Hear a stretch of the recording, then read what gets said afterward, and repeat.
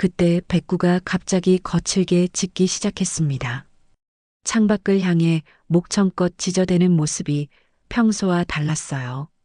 마치 무언가 급한 일을 알리려는 것 같았습니다. 백구가 왜 저래요? 세연이 걱정스럽게 물었습니다. 정수자도 백구의 행동이 이상하다는 것을 느꼈어요. 안녕하세요, 황혼입니다. 오늘 이야기는 우리 반려견의 멋짐이. 이야기 시작합니다. 충북 제천 인근 작은 마을, 이른 봄 아침이었습니다. 산자락에 자리 잡은 낡은 기와집에서는 부산한 움직임이 한창이었죠. 오늘은 최정호와 박세연의 상견례가 있는 날이었거든요. 정호야, 일어났니? 어머니 정수자의 목소리가 마루 끝까지 울려 퍼졌습니다. 61살의 정수자는 새벽부터 부엌에서 분주히 움직이고 있었어요. 상견례 음식을 준비하느라 밤새 잠을 제대로 이루지 못했지만 얼굴에는 기대감이 가득했습니다. 좋은 날만 기다렸는데 드디어 우리 정호도 장가를 가는구나. 정수자는 혼잣말을 중얼거리며 물을 썰었습니다. 33살이나 된 아들이 이제야 결혼을 한다니 얼마나 기다렸던 일인지 모릅니다. 더군다나 상대방이 초등학교 선생님이라니 체면상으로도 나무랄 데 없었죠. 안방에서는 정호가 천천히 몸을 일으켰습니다. 키가 크고 마른 체격의 정호는 공무원답게 단정한 인상을 가지고 있었지만 어딘지 모르게 그림자가 드리운 듯한 표정이었어요.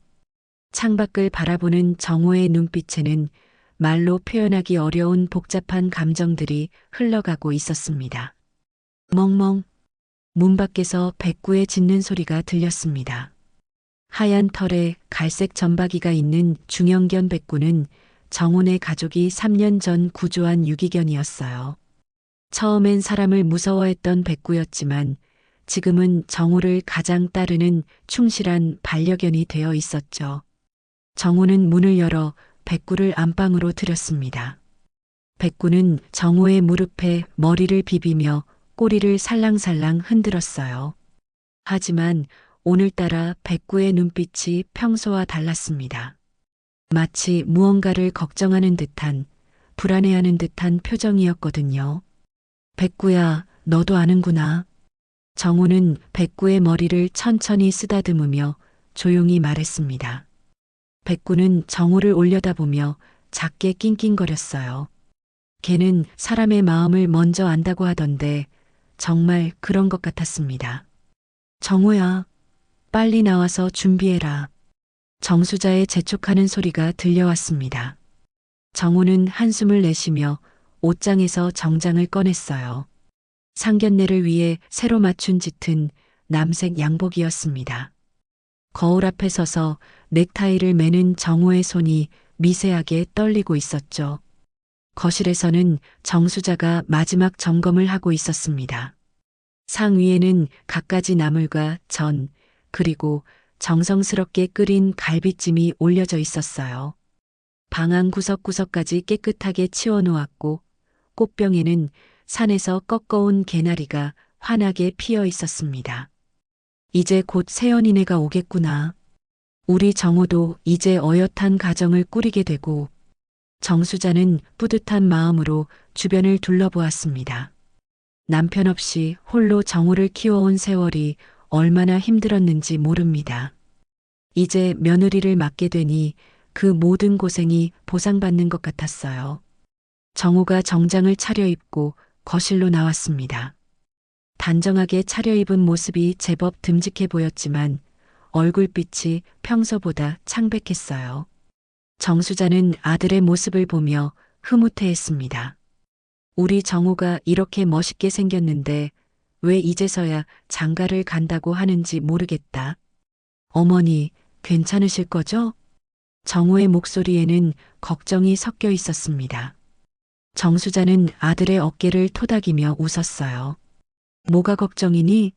좋은 날인데. 세연이도 착하고 예쁘고 우리 정호랑 잘 어울리더라. 너무 걱정하지 마라. 하지만 정호의 표정은 여전히 어두웠습니다. 창밖으로 보이는 산 너머로 해가 올라오고 있었고 마을에는 평화로운 아침이 찾아오고 있었어요. 누구도 몇 시간 후에 일어날 일을 예상하지 못한 채로 말입니다. 백구는 여전히 정오의 발치에서 맴돌며 불안한 기색을 보이고 있었습니다. 오전 11시 마을 어귀로 세련된 승용차 한 대가 들어왔습니다.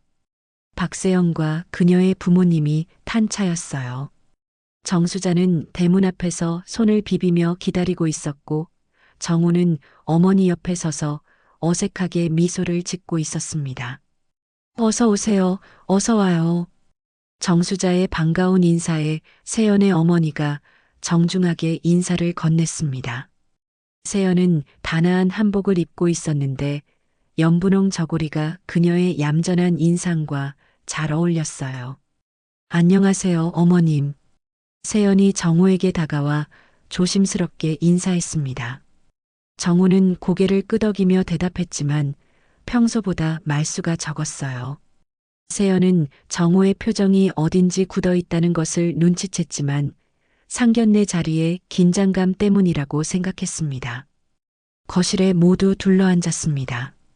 정수자가 정성껏 준비한 음식들이 상 위에 가득 차려져 있었고 따뜻한 차 향기가 방 안을 감돌았어요. 세연의 아버지가 먼저 입을 열었습니다. 정우 씨가 공무원이라고 들었는데 어느 부서에서 일하고 계신가요? 시청 민원과에서 일하고 있습니다. 정우의 대답은 짧고 건조했습니다. 평소 같았으면 업무에 대해 좀 더 자세히 설명했을 텐데 오늘은 달랐어요. 세연은 정우를 바라보며 미묘한 위화감을 느꼈습니다. 우리 정우가 워낙 성실해서 직장에서도 인정받고 있어요. 승진도 빠를 거라고 하더라고요. 정수자가 아들을 자랑스럽게 소개했습니다. 하지만 정우는 고개만 끄덕일 뿐 별다른 반응을 보이지 않았어요. 상견례가 진행되는 동안 백구는 거실 한쪽 구석에 조용히 앉아 있었습니다. 평소 같았으면 손님들에게 관심을 보였을 텐데 오늘은 계속 정우만 바라보고 있었어요. 백구의 눈빛에는 걱정과 불안이 가득했습니다. 화장실 좀 다녀오겠습니다. 정우가 갑자기 자리에서 일어났습니다. 시계를 보니 오후 1시쯤이었어요. 상견례가 시작된 지 2시간 정도 지난 시점이었습니다. 그래, 천천히 다녀와라. 정수자가 자연스럽게 대답했습니다. 세연도 별 생각 없이 정우가 나가는 모습을 바라보았어요. 그저 잠시 자리를 비우는 것이라고 생각했거든요. 정우가 나간 후 분위기는 한결 부드러워졌습니다. 세연의 어머니가 정수자에게 결혼 준비에 대해 물어보았고 두 어머니는 금세 친밀해졌어요. 세연이가 요리도 잘하고 성격도 좋아서 우리 정우가 복받은 거라고 생각해요. 아이고, 뭐려. 저희 세연이가 좋은 분 만나서 다행이에요. 서로 겸손해하며 화기애애한 대화가 이어졌습니다. 시간이 흘러도 정우가 돌아오지 않자 처음엔 아무도 신경 쓰지 않았어요. 정우가 좀 늦네요? 세연이 조심스럽게 물어봤을 때가 오후 2시였습니다. 벌써 1시간이나 지났거든요. 아마 밖에서 담배라도 피우고 있는 것 같아요. 원래 생각이 많은 아이라서요. 정수자가 대수롭지 않게 대답했습니다. 하지만 마음 한구석에는 이상한 기분이 들기 시작했어요. 백구가 갑자기 일어나서 대문 쪽으로 걸어갔습니다. 그리고는 바깥을 향해 작게 낑낑거리기 시작했어요. 마치 누군가를 찾는 듯한 행동이었습니다. 백구야, 왜 그러니? 정수자가 백구를 불렀지만 백구는 계속 문 쪽을 바라보며 불안해했습니다. 오후 3시가 되어서야 모두가 심각성을 느끼기 시작했습니다. 정우가 나간 지 벌써 2시간이 지났거든요. 세연의 아버지가 먼저 입을 열었습니다. 혹시 정우 씨한테 무슨 일이 생긴 건 아닐까요? 정수자의 얼굴이 창백해졌습니다. 아들이 이렇게 오랫동안 연락 없이 사라진 적은 없었거든요. 더군다나 상견례라는 중요한 자리에서 말이에요. 전화를 해봐야겠어요. 세연이 정호의 휴대폰으로 전화를 걸었습니다. 하지만 전화는 받지 않았어요. 한 번, 두 번, 세 번. 아무리 걸어도 응답이 없었습니다. 이상해요. 정호가 전화를 안 받다니. 정수자의 목소리에 떨림이 섞이기 시작했습니다. 평소 정호는 전화를 받지 않는 일이 거의 없었거든요. 그때 백구가 갑자기 거칠게 짖기 시작했습니다. 창밖을 향해 목청껏 지저대는 모습이 평소와 달랐어요. 마치 무언가 급한 일을 알리려는 것 같았습니다. 백구가 왜 저래요? 세연이 걱정스럽게 물었습니다. 정수자도 백구의 행동이 이상하다는 것을 느꼈어요. 요즘 정신이 나간 것처럼 보이더라. 정수자가 작게 중얼거렸습니다. 최근 며칠 동안 정호의 행동이 평소와 달랐다는 것을 이제야 깨달았거든요. 말수도 줄어들었고 멍하니 있는 시간이 많아졌었습니다. 백구의 짖음은 점점 더 격렬해졌습니다. 마치 모든 사람들에게 무언가 중요한 것을 알리려는 듯 했어요. 상견례 자리는 순식간에 긴장감으로 가득 찼습니다. 아무도 예상하지 못했습니다. 이 평화로운 상견례 자리가 악몽의 시작이 될 줄은 말이에요. 백구의 짖음은 점점 더 다급해졌습니다. 평소 온순했던 백구가 이렇게 격렬하게 짖는 모습을 본 적이 없었어요. 정수자는 불안한 마음에 백구를 따라 밖으로 나갔습니다.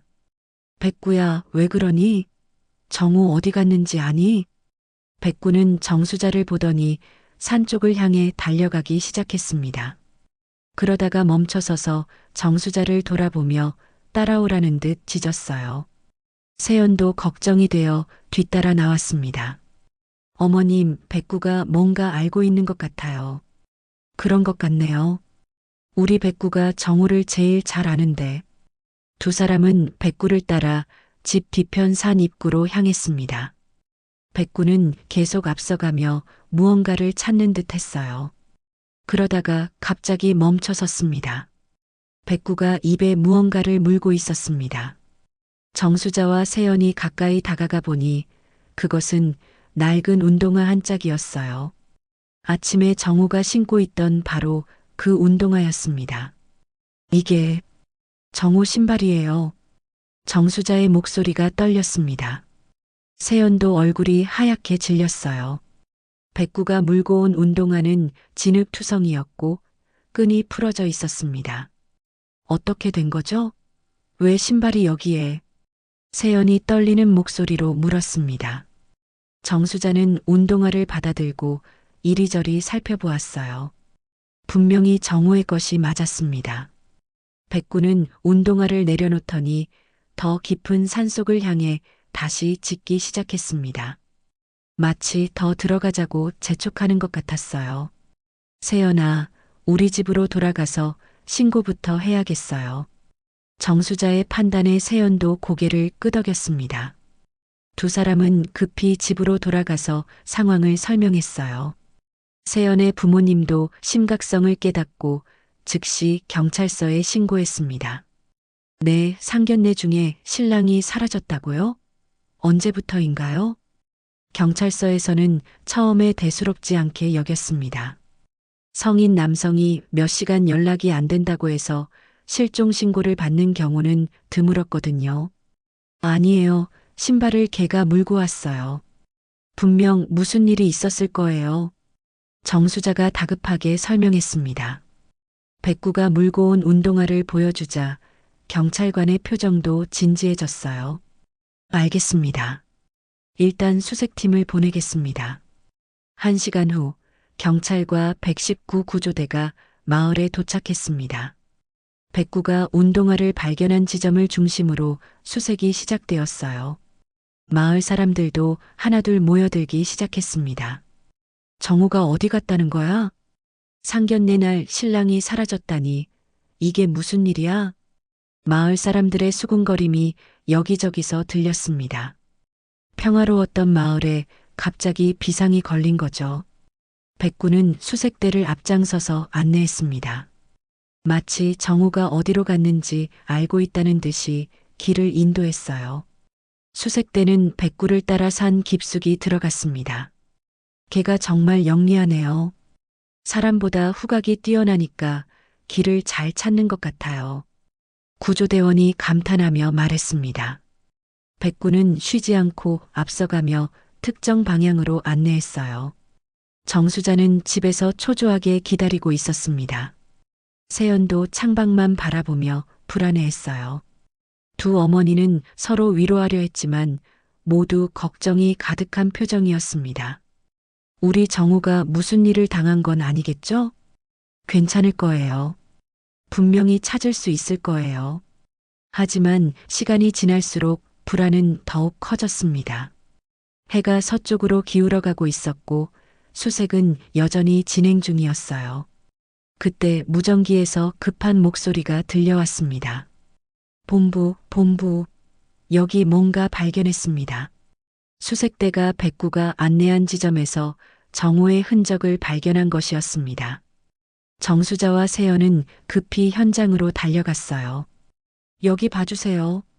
구조대원이 가리킨 곳에는 진흙이 깊게 파인 자국이 있었습니다. 마치 누군가가 넘어지면서 생긴 것 같았어요.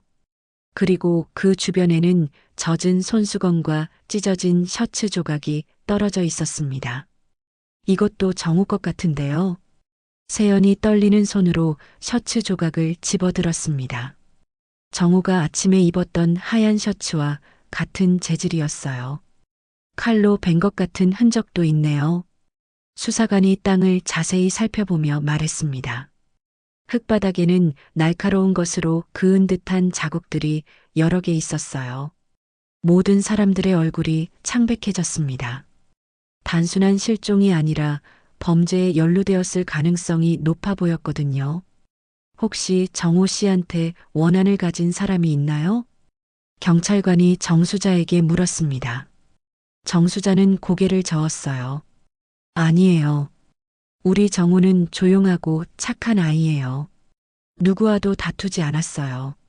하지만 현장의 증거들은 뭔가 심각한 일이 벌어졌음을 시사하고 있었습니다. 백구는 여전히 더 깊은 산속을 향해 짚고 있었어요. 해가 지고 어둠이 내리기 시작했습니다. 수색은 밤새 계속되기로 했고 마을 전체가 충격과 불안에 휩싸였습니다. 누구도 상상하지 못했습니다. 행복한 상견례가 이런 악몽으로 변할 줄은 말이에요. 밤이 깊어가는 가운데 수색은 계속되었습니다. 손전등 불빛들이 어둠 속에서 이리저리 움직이며 산속을 비추고 있었어요. 백구는 여전히 수색대를 앞장서며 더 깊은 곳으로 안내하고 있었습니다. 여기 또 뭔가 있습니다. 수색대원 중 한 명이 외쳤습니다. 모든 사람들이 그쪽으로 달려갔어요. 백구가 안내한 길을 따라 올라가다 보니 바위 틈새에서 또 다른 단서가 발견되었습니다. 핸드폰이에요. 정호의 휴대폰이 바위 아래 떨어져 있었습니다. 화면이 깨져 있었고 배터리도 나가 있었어요. 경찰관이 조심스럽게 증거품 봉투에 넣었습니다. 왜 핸드폰이 여기에 떨어져 있는 거죠? 세연이 떨리는 목소리로 물었습니다. 정수자는 아들의 핸드폰을 보며 눈물을 흘렸어요. 우리 정우한테 정말 무슨 일이 생긴 거구나. 수색이 진행될수록 심각한 단서들이 계속 발견되었습니다. 정우가 신었던 양말 한 짝, 넥타이 핀, 그리고 손목시계까지 마치 누군가 의도적으로 흔적을 남긴 것처럼 보였어요. 이상합니다. 물건들이 너무 규칙적으로 떨어져 있어요. 수사관이 지도에 발견 지점들을 표시하며 말했습니다. 운동화부터 시작해서 핸드폰까지 모든 물건들이 일정한 간격으로 산 위쪽을 향해 배치되어 있었거든요. 마치 누군가를 유인하려는 것 같네요. 또 다른 수사관이 의견을 보탰습니다. 하지만 백구는 아랑곳하지 않고 계속 더 깊은 산속으로 향했어요. 수색대는 백구를 믿고 따라갈 수밖에 없었습니다. 새벽 3시쯤 수색대는 산 중턱의 작은 움푹 들어간 곳에 도달했습니다. 그곳에서 더욱 충격적인 발견이 있었어요. 여기 피 흔적이 있습니다. 바위 위에 마른 피가 묻어 있었습니다. 그리 많지는 않았지만 분명히 혈흔이었어요. 주변 흙바닥에는 발버둥친 듯한 흔적들이 여기저기 남아 있었습니다. 현장을 보존해야겠습니다. 국과수의 감정을 의뢰해야 해요. 수사팀장이 엄숙한 표정으로 지시했습니다. 현장은 즉시 통제구역으로 설정되었어요. 정수자와 세연은 소식을 듣고 충격에 빠졌습니다. 피 흔적이 발견되었다는 것은 정우가 다쳤을 가능성이 높다는 뜻이었거든요. 어떻게 이런 일이? 우리 정우가 누구를 해친 적도 없는데. 정수자가 오열했습니다. 세연도 눈물을 참을 수 없었어요. 불과 어제까지만 해도 행복한 결혼을 앞두고 있었는데 하루 만에 모든 것이 악몽으로 변해버렸습니다. 혹시 정우 씨가 최근에 이상한 행동을 보인 적은 없나요? 누군가와 갈등이 있었다거나. 경찰관이 다시 한번 자세히 물어봤습니다. 정수자는 곰곰이 생각해 보았어요. 글쎄요. 요즘 말수가 줄긴 했는데 결혼 준비 때문에 스트레스를 받는다고 생각했어요. 다른 특이한 점은 없었나요? 밤에 잠을 잘 못 자는 것 같더라고요. 새벽에 마루에 나와서 멍하니 앉아 있는 걸 몇 번 봤어요. 정수자의 말을 듣고 있던 세연이 갑자기 무언가 생각난 듯한 표정을 지었습니다. 혹시 정우 오빠가 일기를 쓰나요? 일기요? 글쎄요. 방에서 뭔가 쓰는 걸 본 적은 있는데. 세연은 망설이다가 가방에서 작은 수첩을 꺼냈습니다. 검은색 표지의 낡은 일기장이었어요. 사실은 지난주에 정우 오빠가 이걸 떨어뜨렸는데 돌려주지 못했어요. 그냥 궁금해서 조금 봤는데 모든 사람들의 시선이 일기장에 집중되었습니다. 세연이 떨리는 손으로 일기장을 펼쳤어요. 일기장 안에는 정우의 작은 글씨로 빼곡히 글이 적혀 있었습니다. 하지만 내용을 보는 순간 모든 사람들이 충격을 받았어요. 나는 좋은 사람이 아닙니다. 나는 좋은 사람이 아닙니다. 나는 좋은 사람이 아닙니다. 같은 문장이 페이지 가득 반복되어 있었습니다. 마치 자기 자신을 벌주는 것처럼 강박적으로 같은 말을 써내려간 흔적이었어요. 이게 뭐죠? 경찰관이 놀란 표정으로 물었습니다. 세연은 더 뒤쪽 페이지를 넘겼어요. 거기에는 더욱 충격적인 내용들이 적혀 있었습니다. 결혼이 무서워요. 내가 세연을 행복하게 해줄 수 있을까요? 나 같은 사람이 가정을 꾸려도 될까요? 어머니를 실망시키고 싶지 않아요. 하지만 나는 어머니가 생각하는 그런 아들이 아니에요. 백구만이 내 진짜 모습을 알고 있어요. 백구는 거짓말을 하지 않거든요. 정수자는 아들의 일기를 읽으며 자책했습니다. 아들이 이렇게 고민하고 있었는데 전혀 눈치채지 못했다는 것이 너무 미안했어요. 일기장의 마지막 페이지에는 더욱 섬뜩한 내용이 적혀 있었습니다. 결혼은 내 죗값을 덮어주는 일이 아닐까 두려워요. 세연에게 진실을 말해야 할까요? 아니면 이대로 묻고 가야 할까요? 백구는 알고 있어요. 내가 얼마나 약한 인간인지, 얼마나 더러운 생각을 하는지. 수사관들은 일기장을 증거품으로 압수했습니다. 이제 정우의 실종은 단순한 사건이 아닐 가능성이 높아졌거든요. 백구는 여전히 산 더 깊은 곳을 향해 짚고 있었습니다. 마치 정우를 찾아야 한다고 재촉하는 것 같았어요. 새벽이 밝아오면서 수색은 더욱 본격적으로 진행되었습니다. 정우의 일기장 내용이 알려지면서 사건의 성격이 완전히 달라졌어요. 단순한 실종이 아니라 정우 자신에게 어떤 깊은 고민이 있었다는 것이 드러났거든요. 일기장을 자세히 분석해 보니 정호 씨가 상당한 심리적 압박감을 받고 있었던 것 같습니다.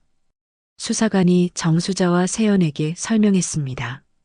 일기장에는 지난 몇 달간 정호의 내면적 갈등이 고스란히 담겨 있었어요.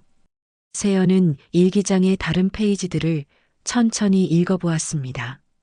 정호가 자신에 대해 어떻게 생각하고 있었는지 알게 될수록 마음이 아팠어요. 대학교 때 일이 자꾸 생각나요. 그때 내가 좀 더 용기가 있었다면. 성민이가 죽은 건 내 탓이에요. 내가 말렸어야 했는데, 내가 더 관심을 가졌어야 했는데. 세연은 성민이라는 이름을 보고 정호에게 물어본 적이 있었습니다. 정호는 대학 동기 중에 그런 친구가 있었다고 짧게 대답했었는데 자세한 이야기는 하지 않았었어요. 성민이가 누구죠? 세연이 정수자에게 물었습니다. 정수자는 고개를 저었어요. 저도 잘 모르겠어요. 정호가 대학교 때 친구 이야기는 별로 안 했거든요. 수사관이 일기장의 다른 부분을 가리켰습니다. 여기 보세요. 계속 반복되는 내용이 있어요. 일기장 중간 부분에는 이런 내용들이 여러 번 나타났습니다. 나는 결혼할 자격이 없어요. 세연이한테 짐이 될 뿐이에요. 어머니는 내가 착한 아들이라고 생각하시지만 사실은 그렇지 않아요. 내 안에는 누구도 모르는 어둠이 있어요. 그걸 세연이가 알게 되면 어떻게 될까요? 정수자는 아들의 글을 읽으며 눈물을 흘렸습니다. 정우가 이렇게 자신을 괴롭히고 있었다는 것을 전혀 몰랐거든요. 우리 정우가 왜 이런 생각을 했을까요? 착하고 성실한 아이인데. 어머님, 사람의 마음은 겉으로 드러나지 않는 부분이 많아요. 세연이 정수자를 위로했습니다. 하지만 세연 자신도 충격이 컸어요. 결혼을 앞두고 있는 상대방에 대해 이렇게 모르고 있었다니 말이에요. 일기장의 마지막 부분에는 더욱 절망적인 내용들이 적혀 있었습니다.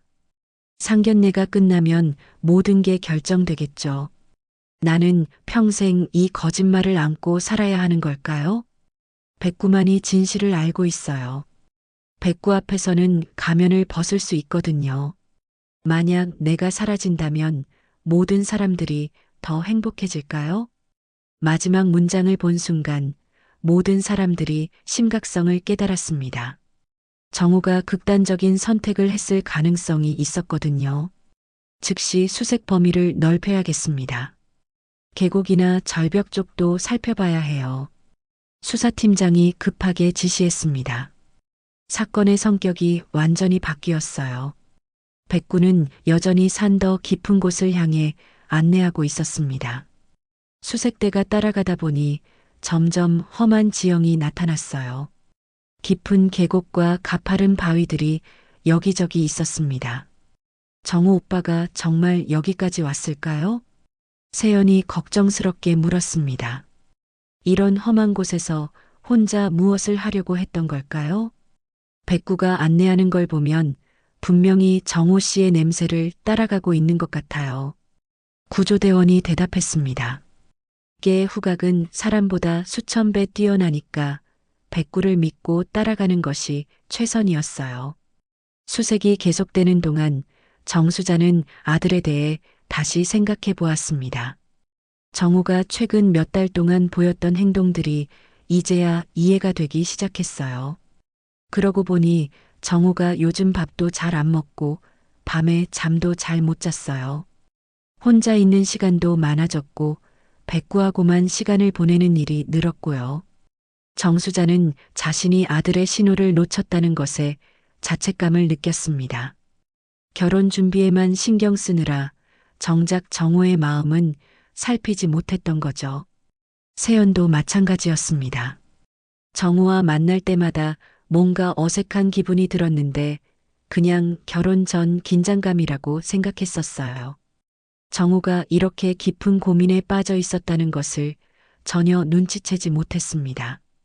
내가 정호 오빠를 제대로 이해하려고 노력했나요? 세연은 자신을 돌아보며 반성했습니다. 서로 사랑한다고 생각했지만 정작 상대방의 내면은 모르고 있었던 거죠. 한편 백구는 쉬지 않고 앞서가며 길을 안내했습니다. 가끔 멈춰서서 냄새를 맡아보고 다시 특정 방향으로 향했어요. 마치 정확히 어디로 가야 하는지 알고 있는 것 같았습니다. 백구는 정말 정우를 찾을 수 있을까요? 걔는 사람보다 더 예민해요. 분명히 뭔가 감지하고 있을 거예요. 수색대는 백구를 믿고 계속 따라갔습니다. 시간이 지날수록 정우를 찾아야 한다는 절박함이 더욱 커졌어요. 일기장에 적힌 마지막 문장들이 계속 머릿속을 맴돌았습니다. 정우가 정말 극단적인 선택을 했다면 시간이 매우 중요했거든요. 오전 9시 백구의 안내로 수색대는 산 깊숙한 곳의 작은 계곡에 도달했습니다. 그곳은 마을에서도 잘 알려지지 않은 외진 곳이었어요. 물소리가 졸졸 흐르고 큰 나무들이 하늘을 가리고 있었습니다. 백구가 갑자기 멈춰 섰습니다. 그리고는 특정 나무를 향해 달려가며 격렬하게 짖기 시작했어요.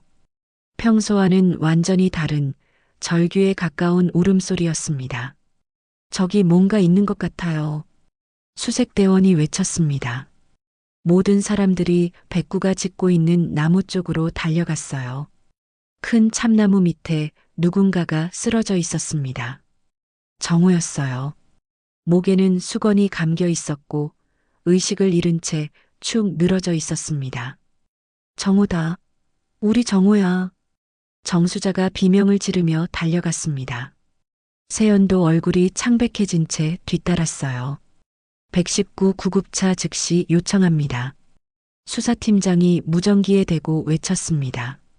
구조대원들이 재빨리 정우에게 달려가서 상태를 확인했어요. 맥박이 있습니다. 아직 살아있어요. 구조대원의 말에 모든 사람들이 안도의 한숨을 내쉬었습니다. 하지만 정우의 상태는 심각해 보였어요. 얼굴이 창백했고 호흡이 매우 약했습니다. 백구는 정우 곁에 바짝 다가가서 계속 핥고 있었습니다. 마치 정우를 깨우려는 것 같았어요. 백구의 눈에는 눈물이 맺혀 있었습니다. 백구가 계속 핥고 있었나 봐요. 체온이 많이 떨어지지 않은 걸 보면 의료진이 도착해서 정우를 응급 처치했습니다. 목에 감긴 수건을 조심스럽게 풀어내고 산소호흡기를 대주었어요. 언제부터 이 상태였는지 정확히는 모르겠지만 체온이 많이 내려가 있습니다. 즉시 병원으로 이송해야 해요. 의사의 진단에 모든 사람들이 긴장했습니다. 정우가 얼마나 오랫동안 이곳에 있었던 걸까요? 이틀만 늦었어도 늦었을 겁니다. 의사가 중얼거렸습니다. 만약 백구가 정우를 찾지 못했다면 정말 위험한 상황이었던 거죠. 정우는 들것에 실려 구급차로 이송되었습니다. 정수자와 세연도 함께 병원으로 향했어요. 백구는 구급차를 따라가려고 했지만 병원에는 들어갈 수 없었습니다. 백구야, 잘했어. 정우를 찾아줘서 고마워. 정수자가 백구를 끌어안으며 울었습니다. 백구가 아니었다면 정우를 찾을 수 없었을 거예요. 병원에 도착한 정우는 즉시 응급실로 들어갔습니다. 의료진이 분주하게 움직이며 치료를 시작했어요. 정수자와 세연은 응급실 밖에서 초조하게 기다릴 수밖에 없었습니다. 어떻게 이런 일이 생겼을까요? 세연이 눈물을 흘리며 물었습니다. 정수자도 답할 말이 없었어요. 아들이 왜 그런 극단적인 선택을 했는지 이해할 수 없었거든요. 1시간 후 의사가 응급실에서 나왔습니다. 다행히 생명에는 지장이 없습니다. 하지만 혼수 상태에 빠져 있어요. 혼수 상태요? 정수자가 놀라며 물었습니다. 산소 부족으로 인한 일시적인 현상일 수도 있고 심리적 충격 때문일 수도 있어요. 좀 더 지켜봐야 합니다. 의사의 설명을 들으며 두 사람은 더욱 걱정이 되었습니다. 정우가 언제 깨어날지 아무도 알 수 없었거든요. 병실로 옮겨진 정우는 산소호흡기를 끼고 누워 있었습니다. 창백한 얼굴이 너무나 평화로워 보였지만 그 평화로움이 오히려 더 슬퍼 보였어요. 우리 정우야. 정수자가 아들의 손을 잡고 눈물을 흘렸습니다. 세연도 정우를 바라보며 복잡한 마음이었어요. 그때 병실 창문 밖에서 익숙한 소리가 들렸습니다. 백구가 병원 앞마당에서 짖고 있는 소리였어요. 마치 정우가 깨어나기를 기원하는 것 같았습니다. 백구도 걱정하고 있구나. 세연이 창밖을 내려다보며 말했습니다. 백구는 병원 건물을 올려다보며 계속 짖고 있었어요. 의사가 다시 들어와서 설명했습니다. 환자분이 의식을 회복하려면 시간이 필요할 것 같습니다. 가족분들의 많은 대화와 관심이 도움이 될 거예요. 정수자와 세연은 교대로 정우 곁을 지키기로 했습니다. 혼자 둘 수는 없었거든요. 밤이 되자 정수자는 아들에 대해 깊이 생각해 보았습니다. 정우가 일기장에 적었던 내용들이 계속 머릿속을 맴돌았어요. 내가 정우의 마음을 제대로 알았나? 정수자는 자신을 반성했습니다. 아들이 착하고 성실하다고만 생각했지 그 속에 어떤 고민이 있었는지는 전혀 몰랐거든요. 세연도 마찬가지였습니다. 정우와 결혼을 약속했지만 정작 그의 내면은 이해하지 못했던 거죠. 정우 오빠 깨어나면 모든 이야기를 들어줄게요. 세연이 정우의 손을 잡고 속삭였습니다. 이제는 서로에 대해 진실한 대화가 필요했어요. 병실 밖에서는 여전히 백구의 울음소리가 들려오고 있었습니다. 마치 정우를 부르는 것 같았어요. 정우가 혼수 상태에 빠진 지 사흘째 되는 밤이었습니다. 세연은 병실에서 정우를 지키며 그동안 알지 못했던 것들을 하나씩 찾아보고 있었어요. 정우의 가방에서 나온 대학교 졸업 앨범, 오래된 편지들, 그리고 몇 장의 사진들이 있었습니다. 사진 중 하나에는 정우와 또래의 남자가 함께 찍힌 모습이 있었어요. 뒷면에는 성민이와 함께 2학년 여름이라고 적혀 있었습니다. 일기장에서 봤던 그 이름이었죠. 성민이가 누구일까? 세연은 궁금해서 정우의 대학 동기들에게 연락을 취해 보았습니다. 몇 번의 전화 끝에 정우와 같은 과였던 친구를 찾을 수 있었어요. 성민이요? 아, 김성민. 정우하고 정말 친했죠. 그런데 성민이는 3학년 때 친구의 목소리가 갑자기 무거워졌습니다. 3학년 때 어떻게 됐나요? 성민이가 자살했어요. 정우가 엄청 충격받았었는데 세연은 전화를 끊고 나서 충격에 빠졌습니다. 정우의 일기장에 적혀 있던 죄책감의 이유를 알 것 같았어요. 다음 날 세연은 정우의 대학 동기를 직접 만나보았습니다. 그 친구는 당시 상황을 자세히 설명해 주었어요. 성민이는 원래 내성적이고 우울한 편이었어요. 정우가 유일하게 마음을 터놓고 지내던 친구였죠. 그런데 무슨 일이 있었나요? 성민이가 3학년 때 학과 선배들한테 심한 괴롭힘을 당했어요. 정우도 알고 있었는데 선배들이 무서워서 직접 나서지는 못했거든요. 세연은 점점 정우의 마음을 이해하게 되었습니다. 그때 정우가 성민이를 더 도와줬어야 한다고 생각하는 것 같더라고요. 성민이가 죽고 나서 정우가 완전히 변했어요. 어떻게 변했나요? 말수가 줄어들고 자책을 많이 했어요. 자기가 성민이를 지켜주지 못했다고, 더 용기를 냈어야 했다고. 세연은 이제 정우의 일기장 내용이 이해가 되기 시작했습니다. 정우는 지난 10년 동안 그 죄책감을 혼자 안고 살아왔던 거예요. 병실로 돌아온 세연은 정우에게 말을 걸었습니다. 정우 오빠, 성민이 이야기 들었어요. 그때 얼마나 힘들었을지 알 것 같아요. 정우는 여전히 의식이 없었지만 세연은 계속 이야기했어요. 오빠가 자책할 필요 없어요. 성민이도 오빠가 자신을 원망하길 바라지 않을 거예요. 한편 정수자는 집에서 정호의 방을 정리하면서 아들에 대해 새롭게 알게 된 사실들로 괴로워하고 있었습니다. 정호의 책상 서랍에서 심리상담센터 전단지와 우울증 관련 책들이 나왔거든요. 우리 정호가 이렇게 아파하고 있었는데 정수자는 자신이 아들에게 결혼을 재촉했던 것을 후회했습니다. 정호에게는 치유의 시간이 필요했는데 체면과 세상의 시선만 생각했던 거죠. 걔가 약한 줄 몰랐어요. 그냥 착하기만 한 줄 알았어요. 정수자는 병원에 와서 세연에게 털어놓았습니다. 저도 정우 오빠를 제대로 이해하지 못했어요. 결혼만 생각하고 그 사람의 마음은 보지 못했어요. 두 사람은 서로를 위로하며 정우가 깨어나기를 기다렸습니다. 그날 밤 정수자가 정우 곁에서 지키고 있을 때였습니다. 갑자기 정우의 손가락이 미세하게 움직였어요. 정우야, 정우야. 정수자가 다급하게 불렀습니다. 의료진이 달려왔고 정우의 상태를 확인했어요.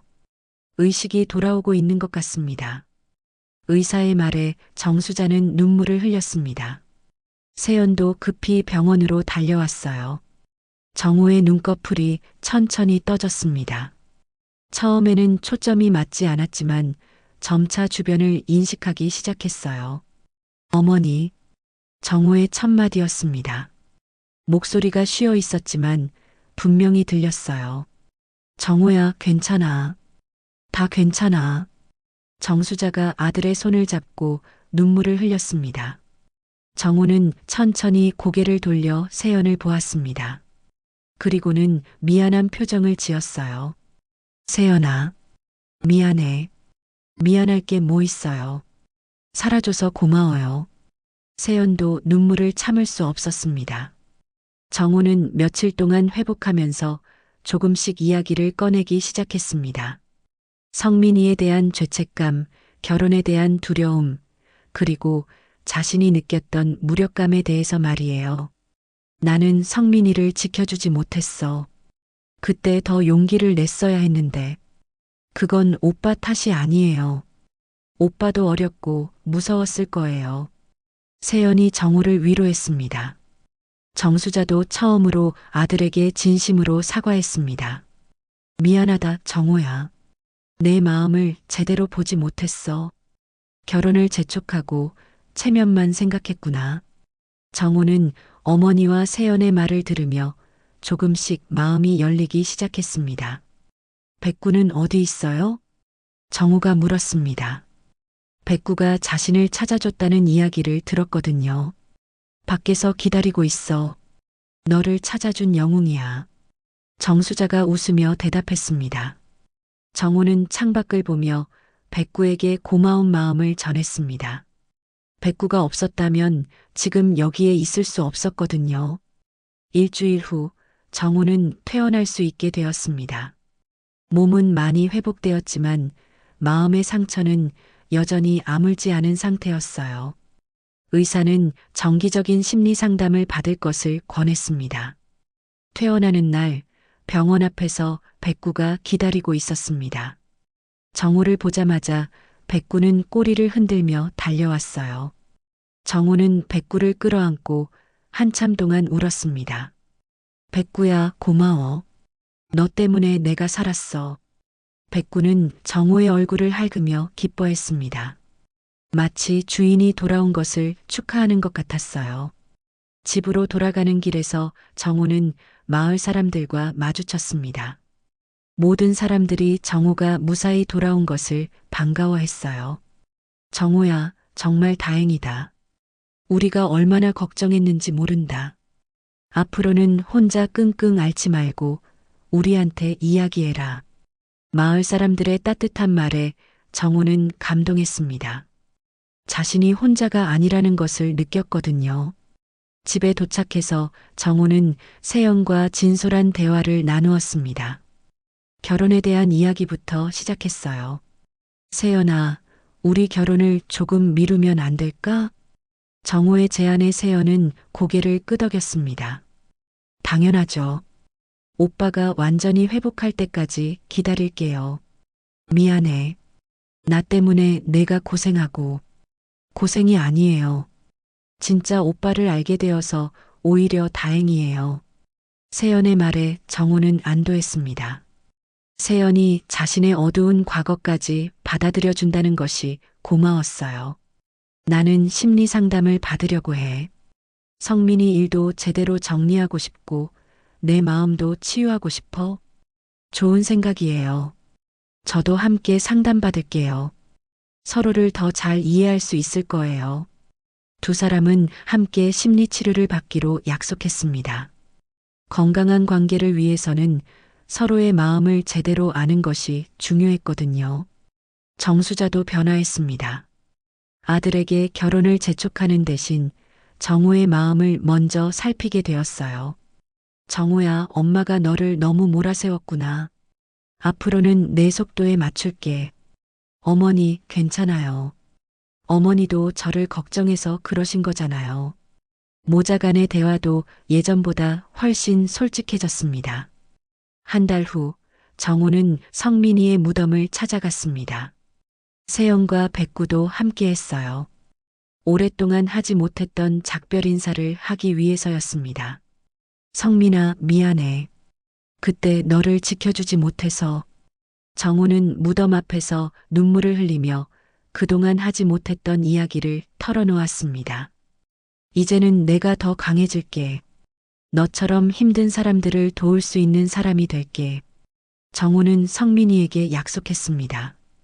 죄책감만 안고 살 것이 아니라 그 아픔을 다른 사람을 위한 힘으로 바꾸겠다고 말이에요. 심리 상담을 받으면서 정우는 점차 마음이 안정되어 갔습니다.